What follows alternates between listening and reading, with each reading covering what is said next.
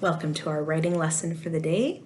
So, I suppose you all remember that when we were working with Ms. W, you were working on different kinds of fairy tales.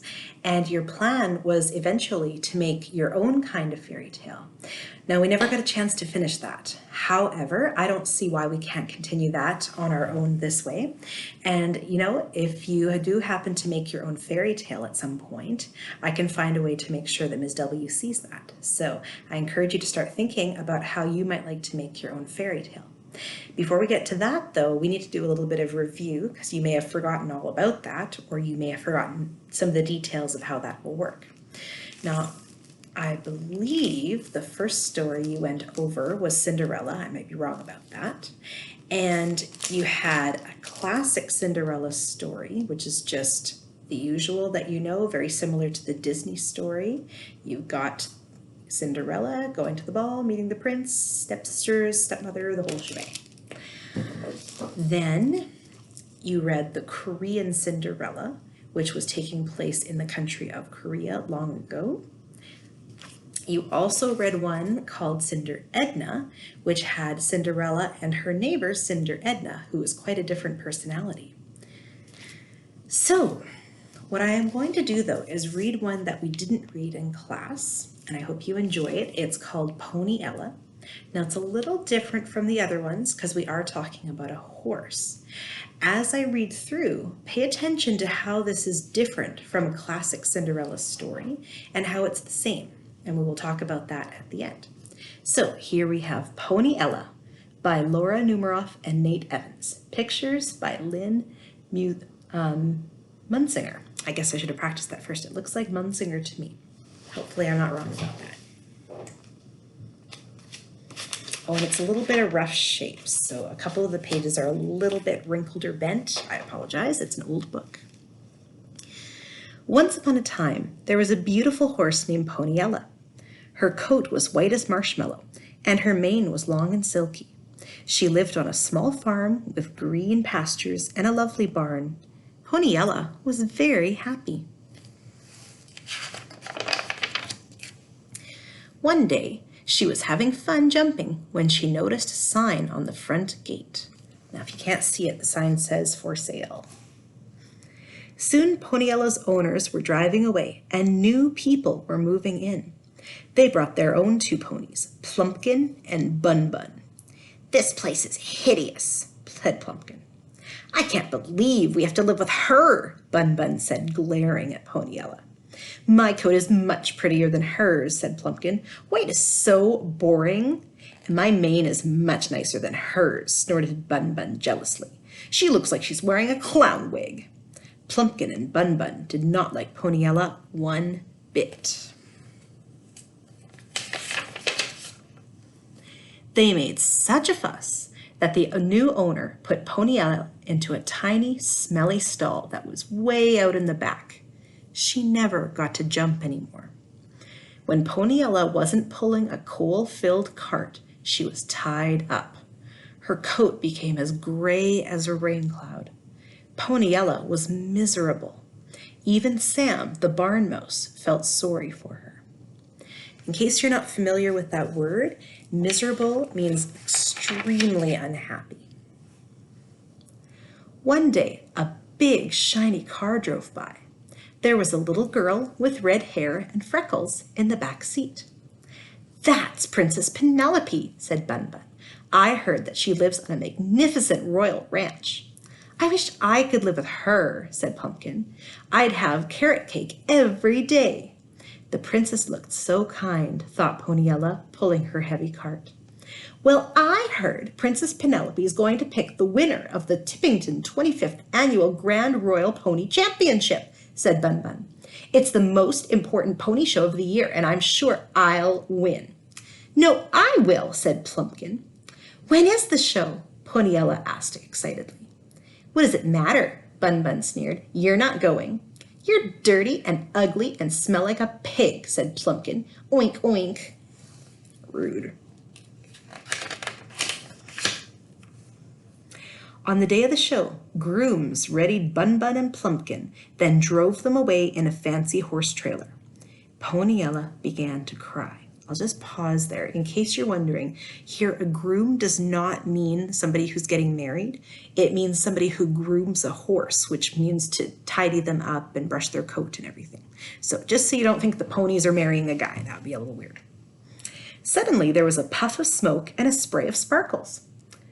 Poof! An old mare wearing a cape appeared. "Who are you?" asked Poniella. "I am your fairy godmare," said the horse. "Why are you crying?" By the way, a mare is a female horse. So if you were wondering about that, that's what it is. "I want to go to the Tippington 25th Annual Grand Royal Pony Championship," Poniella said. "Then you shall go," the fairy godmare said. "Fetch me a big, juicy apple." All Poniella could find was an old apple core. "Close enough," said the fairy godmare. She swished her tail and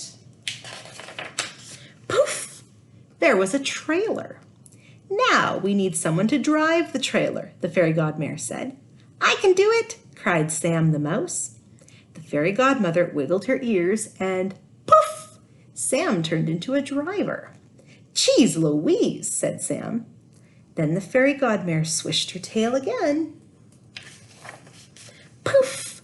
Poniella looked absolutely beautiful.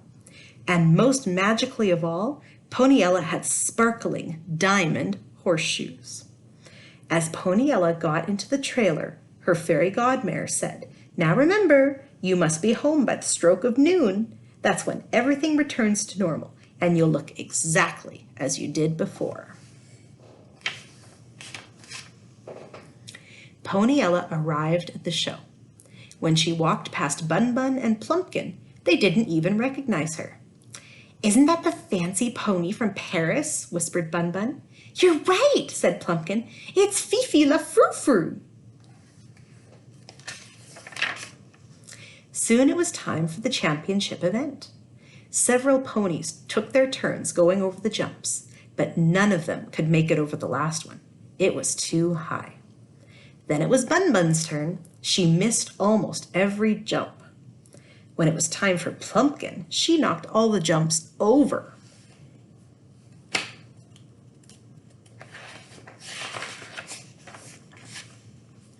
Finally, Poniella trotted into the ring. She got over the first jump just fine. The second and third jumps were trickier, but she made them too. All she had to do was make that last jump. Poniella jumped up, up, up, and over she went. The crowd cheered. "Where did that amazing pony come from?" someone yelled. It was Princess Penelope. All of a sudden, the clock struck 12. "Oh no!" cried Sam. "Don't forget what that old horse said." Poniella galloped toward her trailer so fast she lost a shoe. "Wait!" called the princess. But Poniella couldn't wait. Poniella and Sam hurried home. Halfway there, poof, everything turned back to the way it was. Poniella ran home as fast as she could, Sam clinging desperately to her mane. Later that afternoon, Bun Bun and Plumpkin returned from the show. "Did the princess pick a champion?" Poniella asked. "Not yet," said Plumpkin, "but I'm sure it's me." "No, I was the best," Bun Bun said. "Put a muzzle on it," said Plumpkin. "Go eat an apple with a worm in it," said Bun Bun. And the two fought all night about which of them would win. The next morning, Princess Penelope arrived at the ranch. "I'm looking for the champion," said the princess. "Whoever this diamond horseshoe fits is the winner." Plumpkin and Bun Bun rushed over to see if the horseshoe fit. Bun Bun tried wiggling her foot, but it was too skinny. Plumpkin tried stomping her foot into the shoe, but her hoof was too pudgy. "Oh no," said the princess sadly. "I'm never going to find my champion pony." Poniella pulled frantically at her rope, but she couldn't get free. "I'll help you," said Sam, and he chewed through the rope. Poniella ran toward the princess. Plumpkin and Bun Bun tried to trip her, but Poniella jumped right over them. "Holy haystacks, what a jump!" cried the princess. "Stop the car!" She took the diamond horseshoe and tried it on Poniella. It fit perfectly. Plumpkin and Bun Bun fainted. "Someone needs a bath," the princess said. Then she nuzzled Poniella's nose. "I want you to be my pony," the princess whispered. "I'm going to buy you, no matter what it costs." The princess gave Poniella's owner a big piggy bank filled with all the allowance she had saved. Now I'm guessing a princess's allowance is pretty impressive. The princess took Poniella home and threw a fabulous bridal party for her. She brushed Poniella every day and fed her carrot muffins. Poniella had the roomiest stall she'd ever seen. "Boy, this is the life," said Sam. Poniella jumped all the time, and she lived happily ever after. As for Plumpkin and Bun Bun, they were sold to a new owner, but that's another story. So as you can see, they are not really enjoying being ridden by many, many children at a birthday party. Well, I hope you enjoyed Poniella, and I hope as you were reading through the book, you were thinking about how it was like a Cinderella story and how it was different from a Cinderella story. So I'm going to give you a chance to just think about that, and we'll talk more about that tomorrow. I will also be rereading the story Cinder Edna, so that we'll be able to compare them and to see how they are different and how they are the same. Thanks for watching today, and I will see you tomorrow. Bye.